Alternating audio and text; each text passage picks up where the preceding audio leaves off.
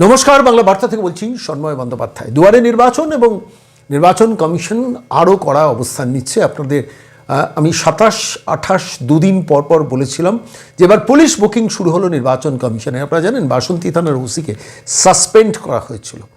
আজকে যখন এই প্রতিবেদন পেশ করছি তার আগের দিন 84 জন বিডিও পদমর্যাদার অফিসার, যারা AERO assistant electoral registration officer বা এখন অ্যাসিস্ট্যান্ট রিটার্নিং অফিসার হিসেবে কাজ করছিলেন, তাদের ট্রান্সফার করে দিলেন 84 জন। তার মধ্যে আছেন সেই ফলতার শানু বক্সিও। ঠিক পাশাপাশি যখন ভিডিও নিয়ে বাঙালির চর্চায় ব্যস্ত যে এতজন ভিডিওকে একসঙ্গে ট্রান্সফার করা হলো, তখনই হাতে এলো সেই নথি 434 নম্বর এতে নোটিফিকেশানে নির্বাচন কমিশন গতকাল নোটিশ দিয়ে জানিয়ে দিল যে 184 জন পুলিশ অফিসারকে কলকাতা পুলিশ এবং রাজ্য পুলিশে ট্রান্সফার করা হলো। অর্থাৎ যে যে থানায় ছিলেন সেই থানা থেকে সরিয়ে নিয়ে যাওয়া হলো। যেমন ধরুন ভবানীপুর থানার ওসি ট্রান্সফার হয়ে গেলেন, নন্দীগ্রাম থানার ওসিরা ট্রান্সফার হয়ে গেলেন। ভাইপোর র্যাকেটটাকে ভেঙে চুরমুড়ে করে দেওয়া বলে না, ঠিক তাই করে দিল নির্বাচন কমিশন। ভাইপো অনেকদিন আগে থেকে পুলিশটা সামলাচ্ছিলেন। আমি আপনাদের কাছে টুকরো টুকরো প্রতিবেদনের মাঝামাঝি বলতাম যে ক্যামাক স্ট্রিটের অফিসে বিকেল হলেই সমস্ত অফিসাররা জড়ো হন, বিভিন্ন SP পদমর্যাদার অফিসাররা জড়ো হন, IPS পদমর্যাদার অফিসাররা জড়ো হন। আমি নির্দিষ্টভাবে অনেক তথ্য সংগ্রহ করতাম বা করিও এখনও, যে ভাইপোর অফিসে কোন কোন SPরা ঢোকেন এবং সেখানে কি কি প্ল্যান হয় সবটা তো জানা যায় না, একটু অ্যাসেস করা যায়। যেমন ধরুন ধৃতিমান সরকার, সেই ধৃতিমান সরকারকে পশ্চিম মেদিনীপুর থেকে পাঠানো হয়েছিল মুর্শিদাবাদে নির্দিষ্ট একটা টার্গেট দিয়ে, যে ওখানে হুমায়ুনকে বধ করতে হবে। প্রথম থেকে রংবাজ স্টাইলে ধৃতিমান সরকার সেখানে অপারেট করা শুরু করেছেন। একাধিক 12 জন পুলিশ অফিসারকে দক্ষিণ 24 পরগনা থেকে, যারা ভাইপোকে 7 লাখ ভোটে জেতার নোংামিটা করেন, সেই সব পুলিশ অফিসারদের পূর্ব মেদিনীপুরের বিভিন্ন থানায় নিয়ে গিয়ে বসিয়ে দেওয়া হয়েছিল। আরও অনেক কীর্তি হয়েছিল, আমি সেটা নিয়ে অতীতে বলেছি, আমি দীর্ঘায়িত করব না। কিন্তু গতকাল যা ঘটলো practically surgical strike.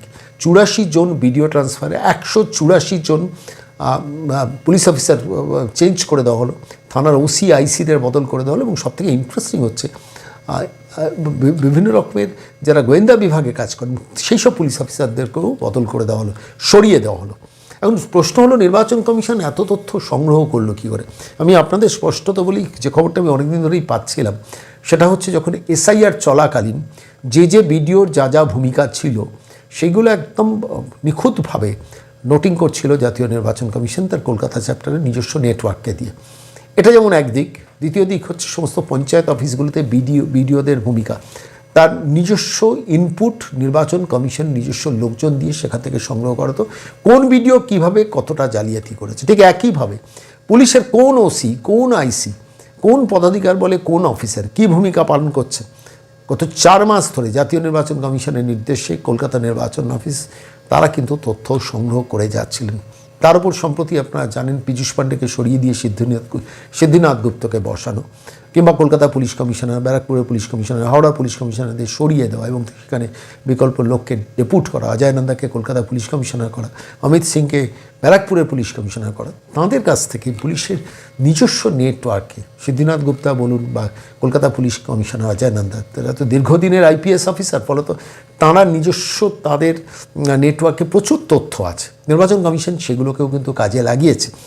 Ajay নন্দাকে side করে দিয়েছিলেন মমতা বন্দ্যোপাধ্যায়, বা সিদ্ধিনাথ গুপ্তা প্রচণ্ড এফিশিয়েন্ট অফিসার, কিন্তু তাকে সাইড করে দিয়েছেন। কিন্তু তারা যে মুহূর্তে নির্বাচন কমিশনের অ্যাসোসিয়েশনের মধ্যে এসে গেছেন, ফলত নির্বাচন কমিশন তাঁদের কাছ থেকে রিভিউ করতে বলছেন কোন অফিসার কী ভূমিকা পালন করতে পারেন, কোন অফিসারের ট্র্যাক রেকর্ড কী। তারা সঙ্গে সঙ্গে অজয় নন্দা, সিদ্ধিনাথ গুপ্তা গত 7-8 দিন 10 দিনের মধ্যে আসার পর থেকে যে দ্রুততার সঙ্গে অপারেশন করেছেন কর্নিশ। এখন প্রশ্ন হচ্ছে যে এইসব অফিসারদের তো ট্রান্সফার করা হলো, আমি হিসেব করে দেখছিলাম, কাউকে ধরুন কুচবিহার থেকে কলকাতায় নিয়ে আসা হচ্ছে, কাউকে কাকদ্বীপ থেকে নিয়ে যাওয়া হচ্ছে একদম আলিপুরদুয়ার, মানে এইভাবে র্যাডিক্যাল চেঞ্জ।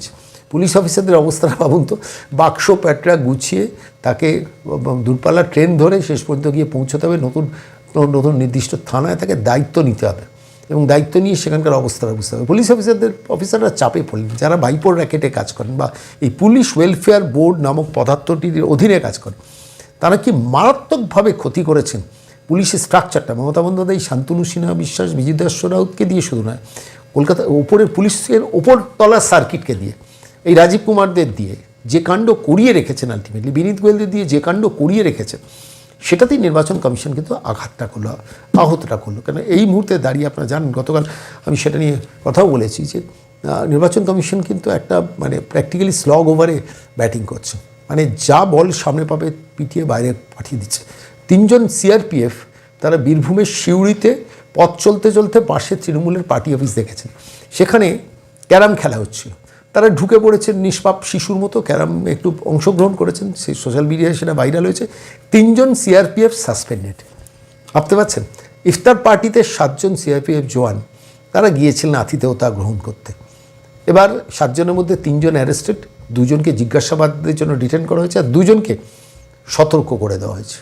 টোটাল 7 জনকে আঘাত করেছেন সেই সময় জাতীয় নির্বাচন কমিশন। একইভাবে কিন্তু আমি প্রথম দিন থেকে বলছিলাম যে নন্দিনী চক্রবর্তী এবং জগদীশ প্রসাদ মিনা, যিনি হোম সেক্রেটারি ছিলেন, চিফ সেক্রেটারি নন্দিনী চক্রবর্তী, জগদীশ প্রসাদ মিনা হচ্ছেন হোম সেক্রেটারি, এদের 2 জনকে যেদিনকে জাতীয় নির্বাচন কমিশন ঘোষণা করলো যে 23 এপ্রিল এবং 29 এপ্রিল নির্বাচন, এবং ঠিক সেই দিন 15 তারিখ, দ্যাট ওয়াজ আ সানডে, আপনাদের যদি মনে থাকে, সেই দিন রাত 12:30টার সময় প্রথম নন্দিনী চক্রবর্তী এবং জগদীশ প্রসাদ মিনাকে সরিয়ে দিয়ে অপারেশনসটা শুরু হলো। জাতীয় নির্বাচন কমিশন যেদিকে ঘোষণা করলেন যে নির্বাচন হবে, ঠিক সেই দিনই সুব্রত গুপ্তকে নির্বাচনী এসআইআরের নির্বাচনী অবজারভার ছিলেন, স্পেশাল রোল অবজারভার, নির্বাচনের অবজারভার করে দেওয়া হলো। তখনই আমি বুঝেছিলাম যে নির্বাচন কমিশন কিন্তু এই ব্যাপারটা প্রচণ্ড গুরুত্ব দিয়ে আলটিমেটলি আরও সার্জিক্যাল স্ট্রাইক আনতে চলেছে। শুধু টপ মোস্ট লেভেলে আইএস অফিসার 2 জনকে ট্রান্সফার করা নয়, তারপরে আপনারা দেখেছেন, আমি সংখ্যাটাও আপনাদের কাছে এক্স্যাক্টলি বলতে পারবো না, 34 বা 36 জন আইপিএস অফিসারকে এবং আইএস অফিসারকে পরপর ট্রান্সফার করেছে, একাধিক জেলাশাসককে সরিয়ে দেওয়া হয়েছে, এবং বলা হয়েছে যে তারা কোনো নির্বাচনের কাজে অংশগ্রহণ করতে পারবেন না। কতটা রিডিকিউলাস বলুন তো এদের পক্ষে, যাদের এই সিদ্ধান্তটা নির্বাচন কমিশন জানিয়েছে। আমি যদি দীর্ঘদিন আইএস অফিসার হিসেবে কাজ করি, দীর্ঘদিন যদি আইপিএস অফিসার হিসেবে কাজ করি, তাহলে আমার অবস্থাটা কি? আমাকে নির্বাচন কমিশন বললো যে আপনি এই পোস্ট থেকে সরে যান, কাল সকাল 11টার মধ্যে এই অর্ডারটা কমপ্লাই করতে হবে, এবং আপনি কোনো নির্বাচন সংক্রান্ত কাজে অংশগ্রহণ করতে পারবেন না। এটা কতটা অমর্যাদার, কতটা অসম্মানের। কিন্তু এই অমর্যাদাটা সংশ্লিষ্ট আইএস অফিসার বা আইপিএস অফিসার তারা নিজেরা ডেকে এনেছেন। আমি বলছি তারা নিজেরা ডেকে এনেছেন। ধরুন আমি একটা ছোট্ট উদাহরণ দিই, আমি নিজে ব্যক্তিগতভাবে সে মানুষটাকে খুব ভালো লাগতো, তার কথা বলার স্টাইল, তার লেখালেখির জন্য। সুপ্রতিম সরকার এক্স এবিপির মানুষ, আমার একটা সেন্টিমেন্ট ছিল মানুষটার সম্বন্ধে। সেই মানুষটি যখন সোনাপাপ্পুর ঘটনা ঘটলো কাঁকুলিয়া রোডে, প্রকাশ্যে সন্ধেবেলা গুলিগোলা চালানো হলো, এবং তারপর সুপ্রতিম সরকার বলেছিলেন কাউকে রেয়াত করা হবে না, ছাড়া হবে না, তখন এটা কোথায় একটা বিশ্বাস এসেছিল যে না, এই মানুষটা যখন আছেন কিছু একটা হবে। যে মানুষটা সন্ধেবেলা রাত্রিবেলা মিডিয়াকে খবর দিয়ে, হতে পারে সেটা মিডিয়া সেবী লোক হতে পারেন, খবর দিয়ে যেতেন ধর্মতলায় কিংবা এতে শ্যামবাজারে, এসে বলতেন এটা করতে হবে, ওটা করতে হবে, এখানে এই কাজ করবে, ওই কাজ করবে, বেশ দেখতে ভালো লাগতো, মনে হতো এইরকম কলকাতা পুলিশ কমিশনারই দরকার। কিন্তু পরবর্তীকালে দেখলাম সেই কলকাতা পুলিশ কমিশনার সোনাপাপ্পুকে খুঁজে পায় না। সোনাপাপ্পু ফেসবুক লাইভ করছে, সোনাপাপ্পুকে খুঁজে পায় না, কেন তখন এই দেবাশিস কুমার আর মমতা বন্দ্যোপাধ্যায় ইলেকশন অপারেট করেন না, সামনে ইলেকশন আছে, তাকে ধরা যাবে না। যেভাবে ওই হাওড়ার পুলিশ কমিশনার যিনি ছিলেন তাকে পাঠানো হয়েছিল ব্যারাকপুরের পুলিশ কমিশনার করে, এবং সেই ব্যারাকপুরের পুলিশ কমিশনারের সেই কিছুতেই প্রবীণ ত্রিপাঠী, মমতা বন্দ্যোপাধ্যায় ইনার সার্কিটের লোক, সেই পুলিশ কমিশনারের সে কিছুতেই শঙ্কর রাউতের মতো এলিমেন্ট বরানগরে যিনি এক ব্যবসায়ীকে মারধর করেছিলেন তাকে খুঁজে পেলেন না, কিছুতেই খুঁজে পেলেন না। আমি বলছি পুলিশ অফিসারদের খারাপ করার পেছনে মমতা বন্দ্যোপাধ্যায় দায়ী, কিন্তু সেই পুলিশ অফিসারদের এই মেরুদণ্ডটা থাকে না কেন? No ma'am, I can't do this. বড় জোর কম্পালসারি ওয়েটিং, বড় জোর ট্রান্সফার হয়ে যাবে। আমি বলছি এত খারাপের মধ্যেও তো জাভেদ শামীমের মতো পুলিশ অফিসাররা আছেন, এত খারাপের মধ্যেও তো দময়ন্তী সেনের মতো পুলিশ অফিসাররা ছিলেন বা আছেন এখন, এত খারাপের মধ্যেও তো পঙ্কজ দত্তের মতো আইপিএস অফিসারকে আমরা দেখেছি বাংলায়, এত খারাপের মধ্যেও তো আমরা নজরুল ইসলামের মতো পুলিশ অফিসারদের দেখেছি। তাহলে বাকি পুলিশ অফিসাররা হতে পারেন না কেন? হতে পারেন না মমতা বন্দ্যোপাধ্যায়কে অন্যায় কাজে সঙ্গ দেওয়াতেও, কিন্তু তারা বড় জোর তাদের পেনাল্টি হবে। যেমন ধরুন আপনাদের সেই মনে আছেন যে মমতা বন্দ্যোপাধ্যায়ের বাড়িতে পাচনান্দার সাহেব খালি পায়ে খিচুড়ি বিতরণ করেছেন, তারপরও তাঁকে চলে যেতে হয়েছিল কেন? খিদিরপুরে একটি নির্দিষ্ট কলেজের সামনে এক তৃণমূল নেতা একজনকে মানে তার বাহিনী গুলি করে খুন করেছিল, সেই ব্যাপারে নির্দিষ্ট একটি নির্দেশ দিয়েছেন বলে হি ওয়াজ ট্রান্সফার্ড। বড় জোর এইটা হবে, বড় জোর পুলিশ অফিসাররা ট্রান্সফার্ড হবেন।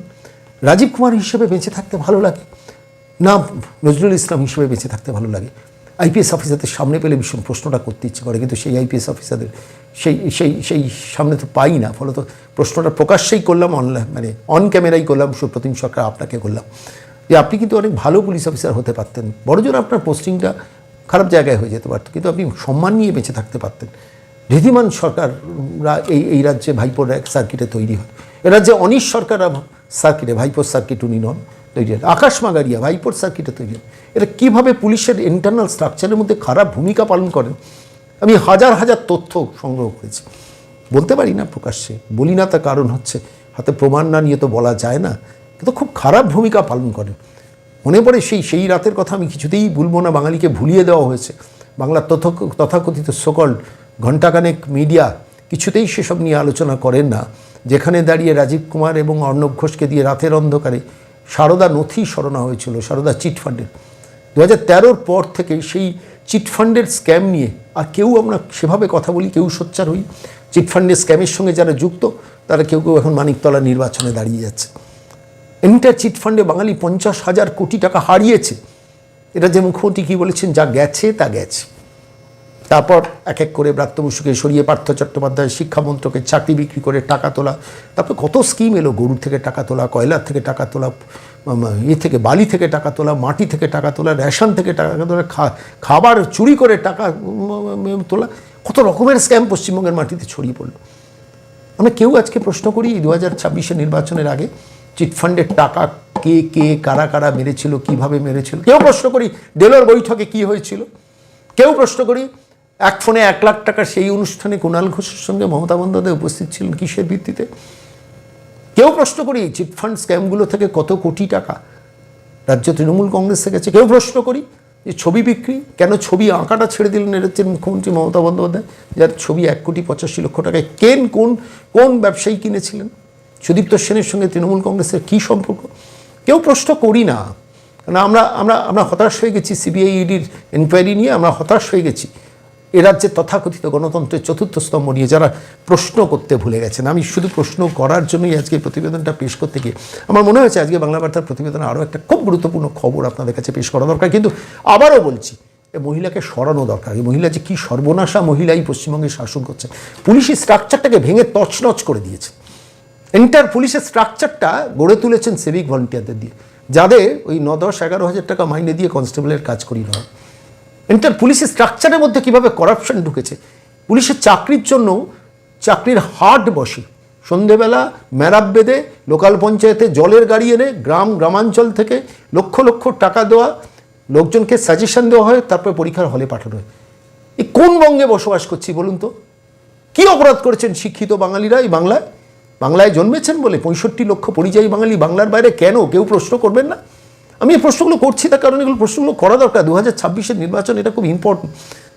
ভাইপো ক্যামাক স্ট্রিট থেকে বসে পুলিশের সার্কিটটাকে কীভাবে অপারেট করতেন, কীভাবে তার সেক্রেটারি সুমিতকে দিয়ে কোন পুলিশ, কোন ভারপ্রাপ্ত পুলিশের এসপি, কোন পুলিশের এসপিকে কী নির্দেশ দেওয়া আছেন, সব তথ্য আছে। তথ্যগুলো যদি বলতে ভীষণ ইচ্ছে করে, হাতে প্রমাণ না রাখে বলতে পারি না, কিন্তু তথ্যগুলো তো সংগ্রহ করি। যারা তথ্য দেন তাদের কোন্নিশ চাই। কিন্তু আজকের এই বাংলার বার্তার এই প্রতিবেদনে আমি আর দীর্ঘায়িত করবো না। গতকাল আমি দেখছিলাম, শুধু একটা তথ্য আমার মনে হলো একটু উল্লেখ করে দেওয়া দরকার, যে এই মুহূর্তে দাঁড়িয়ে প্রায় যা তথ্য দেখছিলাম, যে প্রায় 42 লক্ষ ভোটের অ্যাডজুডিকেশনের জন্য যেটা বিচারপতি 705 জন বিচারপতি যারা বিচারে বসছে, সেখানে প্রায় টোটাল 60,63,66,000-এর নাম আগেই বাদ গেছে, তারপরে 5 লক্ষ, মানে সব মিলিয়ে নাম বাদ গেছে। গতকাল আমরা দেখলাম যে সেই 42 লক্ষের মধ্যে 18 লক্ষের নাম বাদ গেছে। সংখ্যাটা কত দাঁড়ালো আমি হিসেব করে দেখছিলাম, প্রায় 81,66,952। এখনও 20 লক্ষ নিষ্পত্তি বাকি আছে। বিচারপতিরা করছেন, সাধারণ মানুষ কেউ করছেন না, সাধারণ এসডিও AROরা করছেন না, এবং সংখ্যাটা গিয়ে সম্ভবত 90 লক্ষের কাছাকাছি দাঁড়াবে। 20 লক্ষের মধ্যে যদি 7-8 লক্ষ হয়, তাহলেই 90 লক্ষ হয়ে যাবে। আচ্ছা বলুন তো, এই 90 লক্ষ মানুষ তো ভোট দিয়েছে, এরাই তো তৃণমূলের ক্রিম সলিড ভোটার। এই 90 লক্ষ মানুষের জন্য যেমন তৃণমূল চাচ্ছে, খেয়াল করে দেখবেন এরা যে সকল মিডিয়া চেঁচিয়ে গেছে, দিনের পর দিন SIR বিরোধিতা করে গেছে আনন্দবাজার গোষ্ঠী, ABP আনন্দ গোষ্ঠী। কেন করেছে? এই 90 লক্ষ মানুষ যদি জেনুইন হতেন, তাহলে বিচারপতিদের হাতে তো তারা রিলিজ হয়ে যেতে পারতেন। অনেকেই হলেন না কেন? তার মানে বিচারপতিরাও দেখেছেন এদের মধ্যে জালিয়াতি আছে, এদের ডকুমেন্ট ফেক বা ইনভ্যালিড বা বাংলাদেশের ইনহ্যাবিটেন্টস? আজকে কেন সেটা নিয়ে প্রশ্ন করবেন না? এই বিএলও মারা গেছেন, এই আতঙ্কে মারা গেছেন, এই এসআইআর আতঙ্কে মারা গেছেন, এই বাঙালি অত্যাচারিত হয়েছে বাংলার বাইরে। সব দেখবেন এখন আনন্দবাজার আর বাংলার বাইরে কোনো বাঙালি অত্যাচারিত হয় বলে না। এসআইআর আতঙ্কে মারা গেছে অভিযোগ বলে একটুখানি মৃদু করে পাশ কাটিয়ে ছেড়ে দেয়। দেখবেন বাঙালি অস্মিতা নিয়ে আনন্দবাজার আর বেশি এখন কথা বলছে না। এখন নির্বাচনে কীভাবে নো ভোট টু ক্যাম্পেইনটাকে জেনারেট করা যান তার জন্য ধুনো দিচ্ছেন। কিন্তু আমার প্রশ্ন এখানে, এই 90 লক্ষ মানুষ বাদ যাওয়ার ব্যাপারটায় এত তো আইনি প্রক্রিয়া হলো, হাইকোর্ট সুপ্রিম কোর্ট মিলিয়ে অন্তত 16-17টা হিয়ারিং হয়েছে। কত কোটি টাকা একটা রাজ্য সরকার শুধু অ্যাডভোকেটদের পেছনে, শ্যাম দিওয়ান, মেনকা গুরুস্বামী, অভিষেক মনু সিংভি, কপিল সিব্বাল, কল্যাণ বন্দ্যোপাধ্যায়দের পেছনে খরচ করেছেন। সেই টাকা দিয়ে শিক্ষিত বাঙালি ছেলেরা চাকরিগুলো পেতে পারতো না, কর্মসংস্থান হতে পারতো না। সেই টাকা দিয়ে মানুষের আর্থের সেবা আরও করা যেত না। সেই টাকাটা একটা সরকার পরিকল্পিতভাবে শুধুমাত্র নিজের চৌর্যবৃত্তির সাম্রাজ্যটাকে প্রোটেক্ট করার জন্য যে সীমাহীন অপরাধ করেছেন। আমি বলছি প্রায় 90 লক্ষ মানুষের নাম যদি শেষকালে বাদ যায়, এসআইআর তো হতে দেব না, মনে নেই দেঙ্গে দেখে নেব। একজন যোগ্য লোকেরও যদি নাম বাদ যায় ছেড়ে দেবো না। কি হলো শেষ পর্যন্ত? কি হলো আপনি বলুন। আমি বলছি, বাংলার মানুষকে প্রশ্নটা করছি যে এই 90 লক্ষ, আমি এখন 82 লক্ষের কাছাকাছি নাম বাদ গেছে। ওইসব এখন নতুন করে আবার কিছু জজ সাহেবদের নিয়ে প্যানেল হচ্ছে। যদি তাদের কাছ থেকে যদি কিছু বার করে না, যে খুব বেশি কিছু বেরোবে না, সংখ্যাটা 90 লক্ষের আশেপাশে থাকবে। তার মানে এই 90 লক্ষকে বাঁচানোর জন্য মমতা বন্দ্যোপাধ্যায় এত চেষ্টা জড়িত করলেন। প্রথম স্টেজে যে 53, মানে সব মিলিয়ে 63,66,952 জনের নাম বাদ গেছে, তৃণমূল কংগ্রেস অবজেকশন কটায় জানিয়েছেন? 14টা। আচ্ছা, আপনি এত সুপ্রিম কোর্টে আইনি লড়াইটা লড়লেন, তাহলে এখানে অবজেকশন জমা দেওয়ার সময় 14টা জমা দিলেন কেন? এখন এই প্রশ্নগুলো আনন্দবাজার গোষ্ঠীর করা দরকার, এবিপি আনন্দ গোষ্ঠীর করা দরকার, করবে না। মাসের শেষে বিজ্ঞাপন, ডিভিডেন্ড, পয়সা বাঙালির ভবিষ্যৎ অন্ধকার করে দিয়েছে। একটা পারিবারিক সাম্রাজ্য এই পশ্চিমবঙ্গে। ইস্ট ইন্ডিয়া কোম্পানি তো লুট করে নিয়ে গেছে, আবার অনেক কিছু দিয়েও গেছে।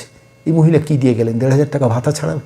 এই মহিলা কী দিয়েছেন? 65 লক্ষ পরিযায়ী বাঙালি, আপনারা যারা বাংলার বাইরে রয়েছেন, এই বাঙালিকে কী দিয়েছেন? যেসব বয়স্ক মানুষরা, বৃদ্ধ মানুষরা এই বাংলায় বসবাস করছেন, যাদের ছেলেমেয়েরা বাংলার বাইরে রুটি রুজি জীবিকার জন্য এই বাংলা বার্ধক্য আশ্রমে পরিণত হয়েছে, আর তার মধ্যে দিয়ে শৌকত, জাহাঙ্গীর, কাইজার, মুদাসসির, সেলিম, শাহজাহানদের তৈরি করেছেন, অনুব্রত মণ্ডলদের তৈরি করেছেন, আর তারপর তাদের জন্য গলা ফাটাচ্ছেন মমতা, অভিষেক, আর তাদের সিম্প্যাথাইজার হচ্ছে এই রাজ্যের কিছু সকল বুদ্ধিজীবী বললে অনেকে গালিগালাজ করে, তো ইচ্ছে ছিল না উচ্চারণ করার জন্য। এদের প্রোটেক্টর হচ্ছে এ রাজ্যের সকল্ড সংবাদ মাধ্যম, যাদের সংসার চলে বিজ্ঞাপনের টাকায়। আপনি প্রতিবাদ করবেন না এই অন্যায় শাসনের? দিন না, একবার বদলে দিন না, 5 বছর এরা নির্বাসনে থাকুন না। যদি ভবানীপুরে জিততে পারেন তাহলে বিধানসভায় বিরোধী নেত্রী হিসেবে যান। তাও ভবানীপুর এবার প্রত্যাখ্যানের পথেই হয়তো হাঁটছে, পরিস্থিতি যেদিকে যাচ্ছে। আমি বলছি প্রত্যেকটা বাঙালির জাগরণ ঘটুক। এই মুহূর্তে দাঁড়িয়ে বড্ড বেশি দরকার, একটু অক্সিজেন দরকার। প্রবাসী বাঙালি যারা বাংলার বাইরে রয়েছেন, পরিযায়ী বাঙালি যারা বাংলার বাইরে রয়েছেন, প্রতিদিন 10 জন করে মানুষকে ফোন করে বোঝান অনেক হয়েছে, এবার দেবীকে বিসর্জন দেওয়ার সময়। পারবেন না আপনি যদি বয়োজ্যেষ্ঠ মানুষ হন, বাড়িতে বসে যদি বিরক্ত হন, আপনি যদি কষ্ট পান, যন্ত্রণা পান, এই মহিলাকে আর নেওয়া যাচ্ছে না, এই কথাটা যখন লিখে পাঠান, প্রতিদিন নিয়ম করে 10টা মানুষকে ফোন করে বলুন না যে মহিলাকে তাড়ান। অনেক তো দেখলেন, শুধু 1,500 টাকার জন্য মহিলাকে রেখে দেবেন। হ্যাঁ, ছেলেটার চাকরি দরকার নেই, একটু আত্মসম্মান নিয়ে, আত্মমর্যাদা নিয়ে বাঁচার প্রয়োজন নেই, নিজের ছেলে মেয়েকে বাড়িতে রাখার ইচ্ছেটা নেই, পরিযায়ী বাঙালি আপনাদের বাংলায় ফেরার ইচ্ছে নেই, একটু চেষ্টা করে দেখুন না। 10 জন মানুষকে প্রতিদিন ফোন করুন, প্রত্যেক দিন ফোন করুন পরিচিত জনকে, বলুন এই মহিলাকে তাড়ান। যে যেখানে জিতবেন তাকে জেতান, কিন্তু এই মহিলাকে তাড়ান। আমি আজকের প্রতিবেদন শেষ করবো আবার সেই আবেদন রেখে 9830426077। আবারও বলছি 9830426077 একটা PR লিখে পাঠান। যারা পরিযায়ী বাঙালি, পরিযায়ী বলে লিখে পাঠাবেন। যে যেখানে থাকেন তার এলাকার নামটা লিখে রাখলে ভালো হয়। আমরা আপনাদের কাছে নির্দিষ্ট তথ্য পাবো, এই তথ্যগুলোকে একটু পাঠাবো, এই তথ্যগুলোকে একটু শেয়ার করে ছড়িয়ে দেবেন।